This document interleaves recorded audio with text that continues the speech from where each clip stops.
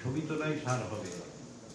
৩ দিন বন্ধ থাকার পর রোববার সকালে রাজধানীর ফরেন সার্ভিস একাডেমিতে রাজনৈতিক দলগুলোর সঙ্গে দ্বিতীয় পর্যায়ের ৭ম দিনের বৈঠক বসে জাতীয় ঐক্যমত্য কমিশন।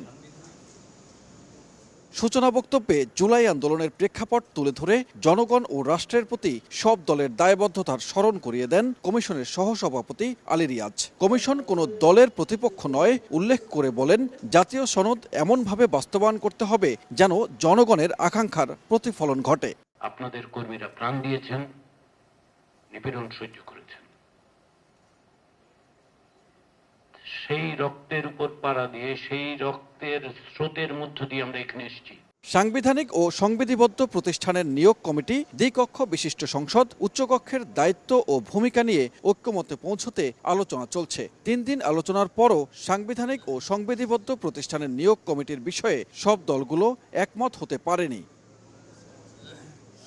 রাজনৈতিক দলগুলো যেভাবে এগুচ্ছে তাতে জুলাই মাসে জুলাই সনদ স্বাক্ষর না করা যেতে পারে বলে শঙ্কা জানান এবি পার্টির সাধারণ সম্পাদক। অন্যদিকে সংস্কারবিহীন নির্বাচন হলে আগের অবস্থায় ফিরে যাওয়ার শঙ্কা জামায়াতের।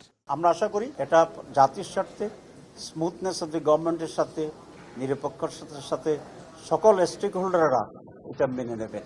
কারণ না হলে আবার আমরা স্বৈরাচারের দিকে যেতে পারি, আবার সেই রাজনৈতিক দুর্বৃত্তায়ন যেটা, ক্ষমতার যেটা, সেটা আমরা যেতে পারি। আমি মনে করি এরকম সংস্কারবিহীন একটি নির্বাচনের যদি আমরা এগিয়ে যাই, সেই নির্বাচন দেশের পরিবর্তন আনবে না, আবার ব্যাক টু দি প্যাভিলিয়ন হয়ে যাবে।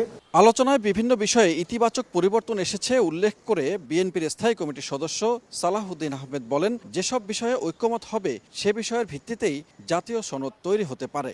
জাতীয় ঐক্যমত্য কমিশনের এই প্রস্তাবগুলো যদি সংবিধানে অন্তর্ভুক্ত করার জন্য আমরা দিনের পর দিন আলোচনা করি, তাতে ফায়দা কি হবে? তো সেই জন্য আমি মনে করি যে ঐক্যমত্য কিভাবে প্রতিষ্ঠিত হবে এবং সে কোন প্রক্রিয়া, সেটা আগে নির্ধারণ করেন। সারাদিন আলোচনা করে যদি হয় যে এতগুলো দল একমত হলো না, বিকেলবেলা আমরা বললাম যে জাতীয় ঐক্যমত প্রতিষ্ঠা হলো না, তাহলে সময়ের অপচয় হবে, এখানে শুধু আলোচনা এবং খানাপিনা হবে। সেই জন্য আমি একই জিনিস বারবার বলে আপনাদেরকে বিরক্তির উদ্রেক করতে চাই না। আমরা আসুন একটা ঐক্যমত্য প্রতিষ্ঠা যে সমস্ত বিষয়ে হবে সেগুলো চার্টার করি, আর যেগুলো বিষয়ে ঐক্যমত্য প্রতিষ্ঠা হবে না, সেগুলো বাস্তবায়ন হবে না, সেটা তো মাননীয় প্রধান উপদেষ্টা তার উদ্বোধনী ভাষণে বলেই দিয়েছিলেন। আমরা সেই জায়গায় যাই।